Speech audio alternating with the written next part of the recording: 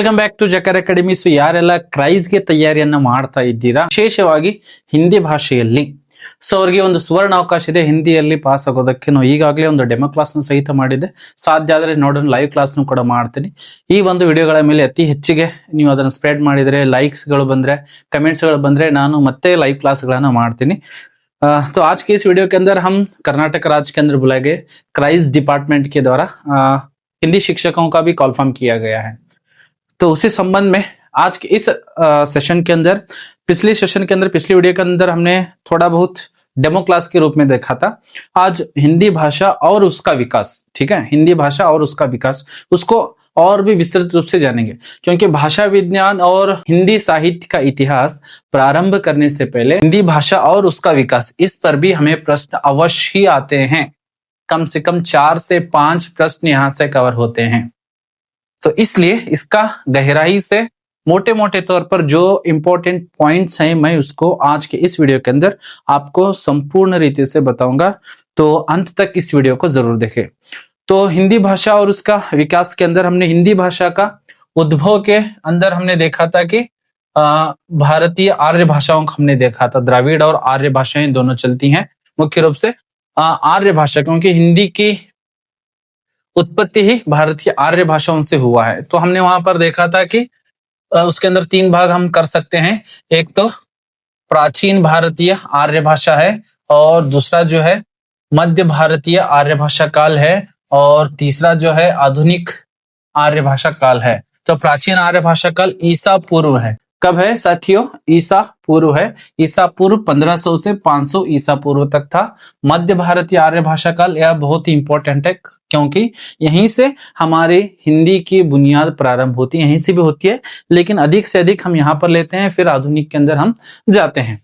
तो 500 ईसा पूर्व से 1000 ईस्वी तक है. क्या है? 1000 ईस्वी तक है. इसी तरह से आधुनिक भारतीय आर्य भाषा काल के अंदर अगर हम देखेंगे तो 1000 ईस्वी से अब तक जितनी भी हिंदी और उसके उपबोलियां, उपभाषाएं जितनी भी, वे सभी आधुनिक आर्य भाषा काल के अंदर आती हैं. हमने यहां पर भी देखा था कि प्राचीन भारतीय आर्य भाषा काल के अंदर मुख्य रूप से हम वैदिक और लौकिक संस्कृत, वैदिक संस्कृत, ठीक है, और लौकिक संस्कृत, इनके अंदर देखा था. वैदिक संस्कृत के अंदर पूरे वेद आते हैं और उपनिषद आते हैं, जो कि बहुत ही केवल पंडितों को समझ में आती थी. और जो लौकिक संस्कृत है, लौकिक संस्कृत के अंदर हमारा आता है मुख्य रूप से रामायण और महाभारत. रामायण और महाभारत, यहां से भी आपको प्रश्न आता है. उदाहरण के लिए रामायण किस भाषा के अंदर लिखा गया है? तो आपको वहां पर ये दोनों आएंगे, वैदिक संस्कृत आएगा, लौकिक संस्कृत आएगा, संस्कृत आएगा, पाली आएगा, प्राकृत आएगा. तो आपको क्या लिखना है? लौकिक संस्कृत लिखना है. तो इसके बारे में मैंने पिछली क्लास के अंदर भी चर्चा की थी. तो यह हो गया प्राचीन भारतीय आर्य भाषा काल. इसी तरह से मध्य भारतीय आर्य भाषा काल, मुख्य रूप से इसके अंदर हम देखेंगे पाली भाषा को देखेंगे, प्राकृत भाषा को देखेंगे और अपभ्रंश भाषा को देखेंगे. मध्य भारतीय आर्य भाषा जो है, इसके अंदर मुख्य रूप से पाली भाषा, इसके अंदर हम आगे स्लाइड के अंदर भी पढ़ेंगे. सबसे पहले हम इसका काल समझेंगे. पाली भाषा जो है 500 ईसा पूर्व से, ठीक है, ईसा पूर्व से 1 ईस्वी तक, 1 ईस्वी तक. देखिए 1 ईस्वी और ईसा पूर्व, ईसा पूर्व से 500 साल पहले और 1 ईस्वी तक, ठीक है. तो वहां से पाली भाषा का काल रहा. प्राकृत भाषा के बारे में अगर हम जानेंगे तो 1 ईस्वी से 500 ईस्वी तक आपको काल भी पूछा जाएगा, जो कि आदर्श रूप है. काल के बारे में प्रश्न आएगा, प्राकृत भाषा का काल क्या था? तो यहां पर देखिए ये 500 जो है ईसा पूर्व है, और यह 500 जो है 500 ईस्वी है. क्या है? सन ईस्वी है, सन ईस्वी है. समझ में आया? और इसी प्रकार से अपभ्रंश के बारे में हम जानेंगे, और यह मोस्ट इंपॉर्टेंट है अपभ्रंश भाषा हमारे लिए. तो इसका काल है 500 ईस्वी से 1000 ईस्वी तक, ठीक है. इनको आपको याद रखना है. प्राचीन आर्य भाषा काल का समय क्या था, मध्य भारतीय आर्य भाषा काल का समय क्या था, आधुनिक भारतीय आर्य भाषा का काल क्या था, प्राचीन भारतीय के अंदर कौन कौन से दो भागों के अंदर वैदिक संस्कृत और लौकिक संस्कृत, मध्य भारतीय इसके अंदर भी इसका काल है। और यहाँ पर मुख्य रूप से 3 भाषाएं आती हैं, एक पाली आता है, एक प्राकृत आता है और एक अपभ्रंश आता है। इसके ऊपर मोस्टली आपको प्रश्न आएंगे, पाली के ऊपर प्रश्न आएगा, प्राकृत भाषा के ऊपर प्रश्न आएगा, अपभ्रंश के ऊपर प्रश्न आएगा। और यह जो इनका समय था, इनका जो काल था, इसको भी आपको याद रखना है। तो 500 ईसा पूर्व से 1 ईस्वी तक पाली भाषा थी। प्राकृत भाषा जो है 1 ईस्वी से लेकर सन 500 ईस्वी तक थी। अपभ्रंश सन 500 ईस्वी से लेकर सन 1000 ईस्वी तक। और आधुनिक भाषा जो है 1000 ईस्वी से लेकर अब तक, जो कि हम 2026 के अंदर चल रहे हैं, ते लेकर चलेंगे। यहीं पर हमारे हिंदी का विकास भी होता है। तो सबसे पहले हम पाली के बारे में थोड़ा बहुत जानेंगे, प्राकृत के बारे में उसके बारे में हम जानेंगे, और उसके बाद में हम आएंगे अपभ्रंश भाषा के बारे में।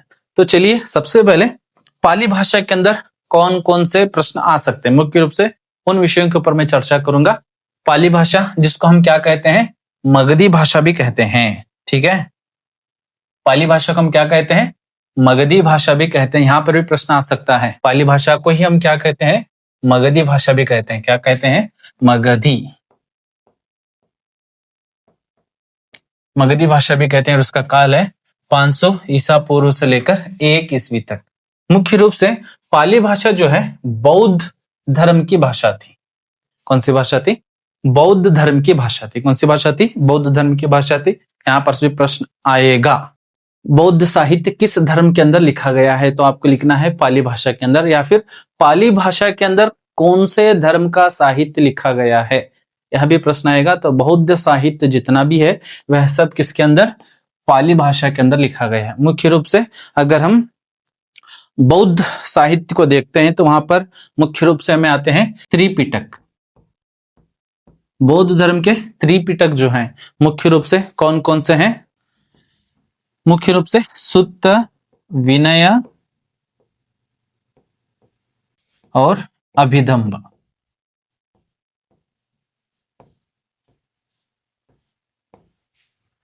ठीक है, इसको भी आप याद रखिए। बौद्ध धर्म के त्रिपिटकों के नाम लिखे, अभी प्रश्न आ सकता है मुख्य रूप से कौन कौन से, सुत्त, विनय और अभिधम्ब। ये सब किस भाषा के अंदर, बौद्ध धर्म के अंदर आते हैं, और किस भाषा के अंदर लिखे गए हैं, पाली भाषा के अंदर लिखे गए हैं। आपको यह याद रखना है, और इनका भी नाम आपको याद रखना है, सुत्त, विनय और अभिधम्ब। ये जो है बौद्ध धर्म के पवित्र त्रिपिटक माने जाते हैं। और इन सब की रचना किस भाषा के अंदर हुई है, पाली भाषा भी आ सकता है, या फिर आपको मगधी भाषा भी आ सकता है। कौन सी भाषा आ सकती है, मगधी भाषा भी आ सकती है। इसको आपको अवश्य याद रखना है। ठीक है, इतना सब कुछ आपको पाली भाषा के बारे में याद रखना है। अब हम आते हैं प्राकृत भाषा के लिए। प्राकृत भाषा का समय था 1 ईस्वी से लेकर 500 ईस्वी तक। मुख्य रूप से प्राकृत भाषा के अंदर अगर हम देखेंगे, यह जैन धर्म का जितना भी साहित्य है वह सब प्राकृत भाषा के अंदर लिखा गया है। या फिर आपको मिलान कीजिए या फिर जोड़ कर लिखिए, इसके अंदर भी आपको आ सकता है। पाली भाषा के अंदर पाली भाषा दे सकते हैं और प्राकृत भाषा दे सकते हैं मिलान करने के लिए, या फिर सही मिलान कौन सा है वह भी दे सकते हैं। तो आपको यह याद रखना है, पाली भाषा बौद्ध धर्म के लिए था, प्राकृत भाषा मुख्य रूप से जो कि सिद्धों की भाषा थी, इसलिए जैन धर्म का अधिक से अधिक साहित्य हमें किस भाषा के अंदर मिलता है, प्राकृत भाषा के अंदर मिलता है। कौन सी भाषा के अंदर, प्राकृत भाषा के अंदर। कौन सी भाषा के अंदर बोलिए, प्राकृत भाषा के अंदर। और प्राकृत भाषा की विशेषता क्या थी, यह बोलचाल की भाषा थी। क्या थी, बोलचाल की भाषा थी। इसको भी आप याद रखिए, बोलचाल की भाषा थी। मुख्य रूप से जितना भी जैन धर्म का साहित्य लिखा गया है वह सब बोलचाल की भाषा के अंदर लिखा गया है। अगर हम मुख्य रूप से देखेंगे तो इनके 5 भेद कर सकते हैं प्राकृत भाषा के अंदर। और भी हम कितने भेद कर सकते हैं, 5 भेद कर सकते हैं। कितने भेद, 5 भेद कर सकते हैं। मुख्य रूप से पहला अगर हम देखेंगे, शौर सेनी। मुख्य रूप से यह कहां बोली जाती थी, मथुरा और सूरसेन के अंदर, मथुरा और सूरसेन के अंदर शौरसेनी भाषा बोली जाती थी। और इस शौरसेनी, देखिए शौरसेनी प्राकृत कहते हैं, शौरसेनी प्राकृत, क्योंकि शौरसेनी आगे आप अपभ्रंश भाषा के अंदर भी पढ़ेंगे, लेकिन वहां पर शौरसेनी अपभ्रंश रहेगा, यहाँ पर क्या है, शौरसेनी प्राकृत है। और एक वेद को हम देखेंगे जैसे कि पैशाची, पैशाची प्राकृत। ठीक है, इन भाषाओं को क्यों समझना है, क्योंकि आगे आपको बहुत सारे कवि आएंगे, उनकी भाषाओं के बारे में, उनके रचनाओं के भाषाओं के बारे में पूछा जाएगा। मैं बताऊंगा कि सिद्ध साहित्य के जितने भी ज्यादातर अधिक से अधिक जो कवि हैं वो पूरे जैन साहित्य के अंदर है। बौद्ध साहित्य की रचना कहाँ कहाँ की गई है और अपभ्रंश की भाषा क्या थी, क्योंकि यह पूछा जाएगा आपके परीक्षा के अंदर। ठीक है, एक है पैशाची और एक है महाराष्ट्री, महाराष्ट्री प्राकृत, महाराष्ट्री प्राकृत और अर्धमगधी, अर्धमगधी प्राकृत, अर्धमगधी प्राकृत और मगधी प्राकृत, और मगधी प्राकृत। ठीक है, यहां से इतने आपको प्रश्न बन सकते हैं। प्राकृत भाषा बोलचाल की भाषा थी और मुख्य रूप से जैन धर्म की भाषा थी। जितना भी जैन साहित्य हमें मिलता है वह प्राकृत भाषा के अंदर मिलता है। और इसके मुख्य रूप से कितने भेद किए जा सकते हैं, 5 भेद किए जा सकते हैं। शौरसेनी जो कि मथुरा और सूरसेन के अंदर बोली जाती है, पैशाची प्राकृत है, महाराष्ट्री, अर्धमगधी और मगधी प्राकृत। ठीक है, और इसी तरह अगर हम देखेंगे पैशाची भाषा जो है, पैशाची प्राकृत कश्मीर के अंदर बोली जाती थी, कश्मीर के अंदर, और महाराष्ट्री महाराष्ट्र के अंदर। ठीक है, इनको आपको याद रखना है क्योंकि यह भी पूछा जाएगा। महाराष्ट्री यहाँ तो नाम से पता चल जाएगा, लेकिन पैशाची प्राकृत किस क्षेत्र के अंदर बोली जाती थी, तो हमें लिखना है कश्मीर के अंदर। अर्धमगधी, अर्धमगधी जो आता है मगध और सूरसेन का जो क्षेत्र था उसके बीच में, क्षेत्र के बीच में बोली जाती थी। ठीक है, मगध और सूरसेन के बीच का जो क्षेत्र था वहां पर अर्धमगधी इसलिए कहा गया अर्धमगधी, और मगधी जो है मगध क्षेत्र के अंदर बोली जाती थी, मगध क्षेत्र के अंदर बोली जाती थी। तो इनको 5 प्राकृत भाषा के भेद याद रखना है और वे कहां कहां बोली जाती थी। यहां से भी आपको प्रश्न आएगा, यहां से भी आपको प्रश्न आएगा। शौरसेनी मथुरा और सूरसेन के अंदर बोली जाती थी, पैशाची कश्मीर के अंदर, और महाराष्ट्र के अंदर, अर्धमगधी मगध और सूरसेन के क्षेत्र के बीच की भाषा थी, और मगधी प्राकृत जो है मगध क्षेत्र की भाषा थी। इतना आपको याद रखना है। आगे हम बढ़ेंगे अपभ्रंश भाषा। ठीक है, यहीं से हिंदी का मुख्य रूप से विकास होता है, यहीं से हिंदी का मुख्य रूप से विकास होता है। इसको आपको अच्छे से पढ़ना है, इसको आपको अच्छे से पढ़ना है और उसको याद भी रखना है। तो मुख्य रूप से अपभ्रंश भाषा को हम क्या कहते हैं, पुरानी हिंदी भी कहते हैं। इसको याद रखिए, क्या कहते हैं, पुरानी हिंदी, पुरानी हिंदी। प्रश्न आएगा, पुरानी हिंदी किस भाषा को कहा जाता है, प्राकृत, वैदिक संस्कृत, संस्कृत या फिर अपभ्रंश आएगा, तो आपको लिखना है अपभ्रंश। अपभ्रंश भाषा मुख्य भाषा है, यहां से बहुत सारे प्रश्न बनते हैं, इसलिए अपभ्रंश। अपभ्रंश का अपभ्रंश, भ्रंश का अर्थ होता है नष्ट होना। क्या होता है, नष्ट होना। इसका अर्थ अगर हम जानेंगे,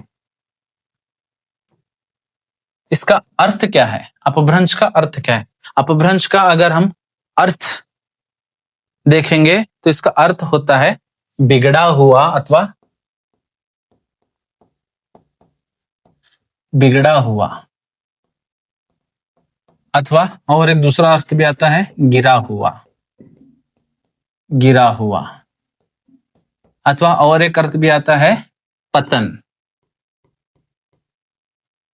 पतन।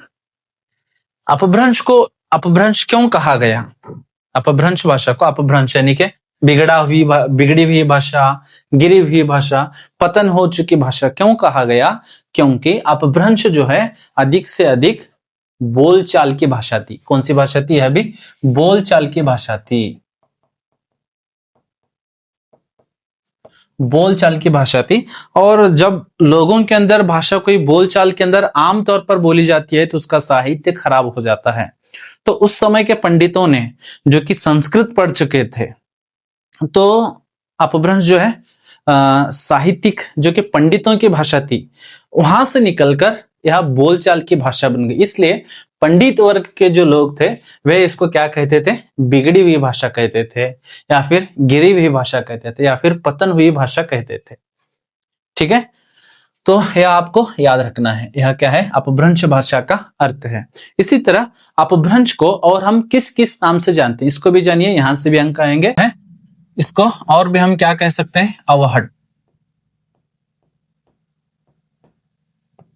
अवहट भाषा कहते हैं, या फिर इसी के आगे और भी एक नाम से जाना जाता है, अवहत भी कहते हैं, अवहत। ठीक है, ये किसके नाम है? अपभ्रंश भाषा के नाम है।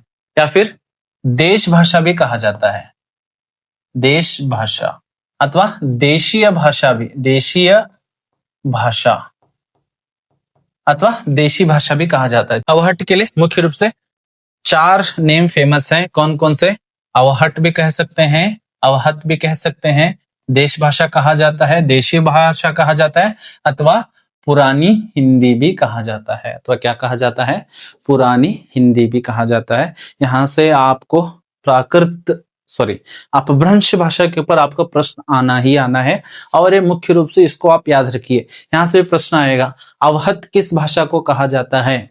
अथवा प्राकृत भाषा का और एक नाम क्या है? अथवा अवहट भाषा का और एक नाम क्या है? ऐसे सभी प्रश्न आपके एमसीक्यूज के अंदर पूछे जाएंगे। ठीक है, इसको ध्यान से पढ़िए, इसको ध्यान से पढ़िए, और इसका अर्थ भी जानिए। अपभ्रंश का अर्थ क्या होता है वह भी आ सकता है, या फिर इसके समानार्थक जितने भी शब्द हैं वह भी आ सकते हैं। मुख्य रूप से बिगड़ा हुआ, गिरा हुआ, अथवा प्रयोग होने वाला। ठीक है, और इसी तरह इसका प्रयोग, अपभ्रंश का प्रयोग सबसे पहले कहां हुआ? सबसे पहले अपभ्रंश भाषा का प्रयोग कहां हुआ? बताइए। यस, आप बता सकते हैं। यस, कहां हुआ अपभ्रंश भाषा का प्रयोग? सबसे पहले कालिदास का नाटक था, कालिदास का नाटक।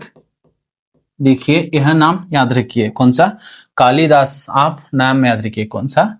कालिदास ने एक नाटक की रचना की थी जिसका नाम क्या था? विक्रमोर्वशी। विक्रमोर्वशी। ठीक है, नाटक का नाम देखिए, विक्रमोर्वशी, विक्रमोर्वशी। ठीक है, मैं इसको हाईलाइट कर देता हूं, आप एक बार इसको देख लीजिए, विक्रमोर्वशी। तो यहां पर भी आपको प्रश्न पूछ रहेगा, अपभ्रंश का सबसे पहला प्रयोग हमें कहां मिलता है?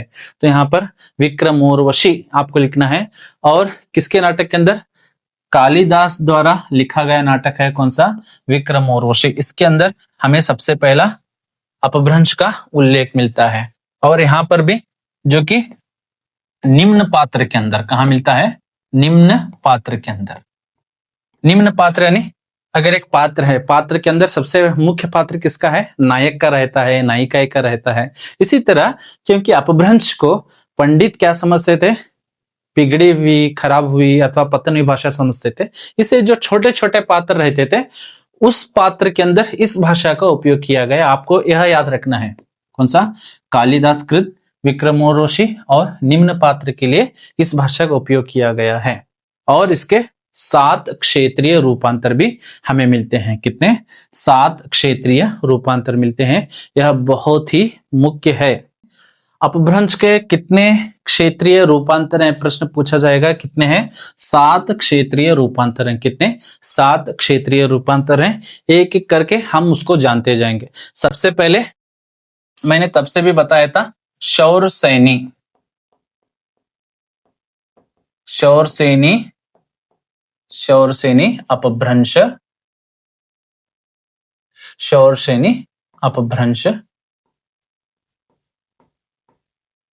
ठीक है, वहां पर शौर सैनी भी आया था, लेकिन प्राकृत आया था। प्राकृत भाषा के अंदर यहाँ पर क्या आ रहा है? शौर सैनी, अपभ्रंश। इससे विकसित आर्य भाषाएं भी हैं जिसको हम पढ़ते जाएंगे। ठीक है, दूसरा हम देखेंगे पैशाची। पैशाची अपभ्रंश, पैशाची अपभ्रंश। आप इन सभी नामों को आपको याद रखना है। तीसरा हम देखेंगे ब्राचड़, ब्राचड़, ब्राचड़ अपभ्रंश।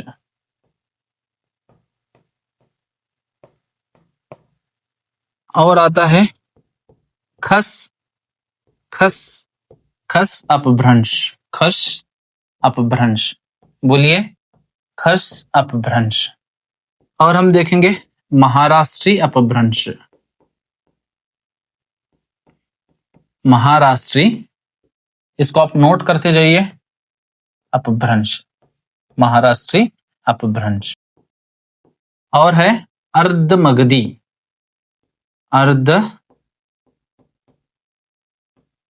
अर्धमगधी अपभ्रंश है। और सातवां जो है मगधी अपभ्रंश है, मगधी अपभ्रंश है। ठीक है, किसके किस भाषा के हैं? अपभ्रंश के 7 रूपांतर हमें देखने को मिलते हैं। अपभ्रंश,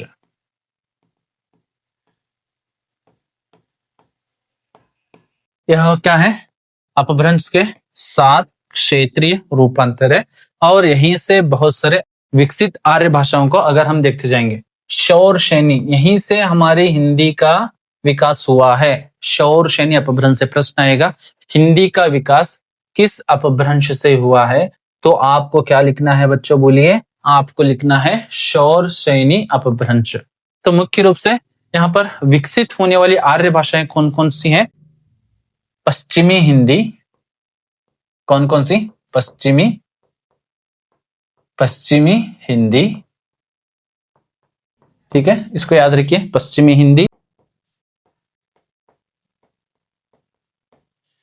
यानी कि भारत का जितना भी पश्चिम भाग था वहां पर इस भाषा का उपयोग किया गया था। शौर सैनी से विकसित, शौर सैनी से कौन कौन से? पश्चिमी हिंदी, राजस्थानी और गुजराती भाषाओं का विकास हुआ है। पैशाची से पैशाची, पंजाबी, मुख्य रूप से पंजाबी भाषा विकसित हुई है। और लहदा, पंजाबी और लहदा भाषाएं। और अपभ्रंश से सिंधी भाषा, खस अपभ्रंश से पहाड़ों के अंदर बोली जाने वाली पहाड़ी भाषा, पहाड़ी क्षेत्र के अंदर बोलनी जाने वाली पहाड़ी भाषा। इसी तरह महाराष्ट्री अपभ्रंश से मराठी, ठीक है, मराठी। इसी तरह से अर्धमगधी देखिए, पश्चिमी हिंदी शौर सैनी अपभ्रंश से हुआ है। और पूर्वी हिंदी का विकास हुआ है, पूर्वी हिंदी का विकास हुआ है, पूर्वी हिंदी का विकास। ठीक है, और मगधी से बिहारी, उड़िया, जो कि उड़ीसा के अंदर बोली जाती है। और असमिया, ठीक है। इन भाषाओं का, आर्य भाषाओं का विकास इन अपभ्रंश से हुआ है। और इसके आगे हमारे हिंदी की उपबोलियां आती हैं, हिंदी की उपबोलियां आती हैं। ठीक है, शौर सैनी अपभ्रंश से पश्चिमी हिंदी, राजस्थानी और गुजराती, पैशाची अपभ्रंश से पंजाबी। यह चार्ट आपको नोट कर लीजिए, यहां से प्रश्न आना ही आना है, यहां से अवश्य आपको प्रश्न आएगा। इसको आप एक बार स्क्रीनशॉट तो ले लीजिए या फिर नोट तो बना कर लीजिए। ब्राचड़ से सिंधी भाषा, खस अपभ्रंश से पहाड़ी भाषा, महाराष्ट्र से मराठी, अर्धमगधी से पूर्वी हिंदी, मगधी से बिहारी, उड़िया और असमिया। अब हम हिंदी भाषा का विकास अगर हम देखेंगे तो मुख्य रूप से देखिए, सबसे पहले यह चार्ट क्रम पूछा जाएगा, हिंदी भाषा का सही क्रम क्या है। सबसे पहले वैदिक संस्कृत से इसका विकास हुआ है, वैदिक संस्कृत, उसके बाद में संस्कृत, उसके बाद में पाली भाषा, उसके बाद में प्राकृत, उसके बाद अपभ्रंश। अपभ्रंश से होते हुए हम कहां पहुंचते हैं? हिंदी की ओर पहुंचते हैं। किसकी ओर पहुंचते हैं, हिंदी की ओर पहुंचते हैं। तो ठीक है, यह था मुख्य रूप से, विशेष रूप से मैं जितना भी बताएं वहां से प्रश्न अवश्य परीक्षा के अंदर आपको पूछा ही जाएगा। का सेशन यहीं पर खत्म करते हैं। आगे और भी काव्य भाषा के रूप में अवधी भाषा का उपयोग सबसे पहले थोड़ा थोड़ा देखकर फिर हम हिंदी साहित्य की ओर आगे बढ़ते हैं। ठीक है, अगर आपने अभी तक जकार अकेडमी को सब्सक्राइब नहीं किया, यारेಲ್ಲ ಜಕಾರ ಅಕಾಡೆಮಿ ಸಬ್ಸ್ಕ್ರೈಬ್ ಮಾಡಿಲ್ಲ ಹಾಗೂ ಹಿಂದಿ ಶಿಕ್ಷಕರಾಗಲು ಬಯಸ್ತಾ ಇದ್ರೆ ತಪ್ಪದೆ ಜಕಾರ ಅಕಾಡೆಮಿಯನ್ನ ಸಬ್ಸ್ಕ್ರೈಬ್ ಮಾಡಿ। ಇಲ್ಲಿಂದ ಪ್ರಶ್ನೆಗಳು ಬರುವಂತ ಮ್ಯಾಕ್ಸಿಮಮ್ ಚಾನ್ಸಸ್ ಇದಾವೆ। ಇಲ್ಲಿಂದ 4 ರಿಂದ 5 ಪ್ರಶ್ನೆಗಳನ್ನ ಫಿಕ್ಸ್ ಆಗಿ ಕೇಳ್ತಾರೆ। हिंदी भाषा और इसका विकास, यहाँ से आपको 5 प्रश्न अवश्य आएंगे। ठीक है, एक बार रिवीजन करते जाएंगे। ठीक है, एक बार रिवीजन करते जाएंगे। भारतीय आर्य भाषाएं हैं, प्राचीन भारतीय, मध्य भारतीय, आधुनिक भारतीय आर्य भाषा, उनका काल याद रख लीजिए। वैदिक संस्कृत, लौकिक संस्कृत, पाली, प्राकृत और अपभ्रंश। पाली के बारे में, पाली भाषा को मगधी भाषा भी कहा जाता है और बौद्ध धर्म की भाषा थी। त्रिपिटक, सुत्त, विनय और अभिधम्म यह पूरे पाली भाषा के अंदर हमें उपलब्ध हैं।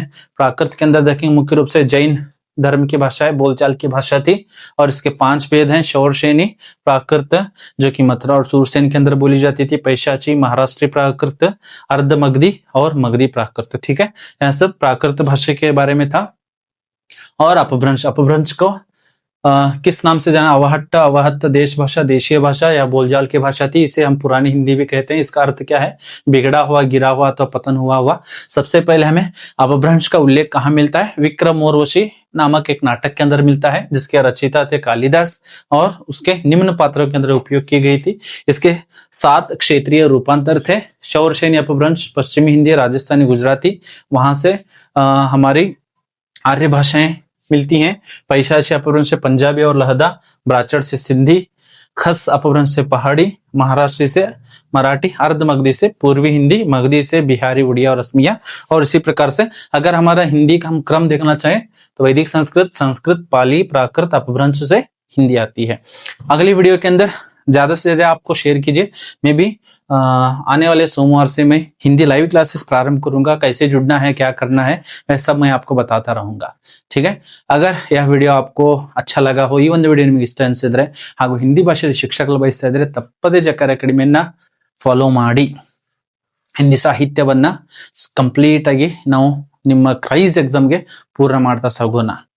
ಸೊ ಈ ಒಂದು ವಿಡಿಯೋ ಇಷ್ಟ ಆಗಿದ್ರೆ ತಪ್ಪದೆ ಸಬ್ಸ್ಕ್ರೈಬ್ ಮಾಡಿ ಹಾಗೂ ಮತ್ತೆ ನಾವು ಭೇಟಿಯಾಗೋಣ ಮುಂದಿನ ವಿಡಿಯೋದಲ್ಲಿ। ಜೈ ಹಿಂದ್।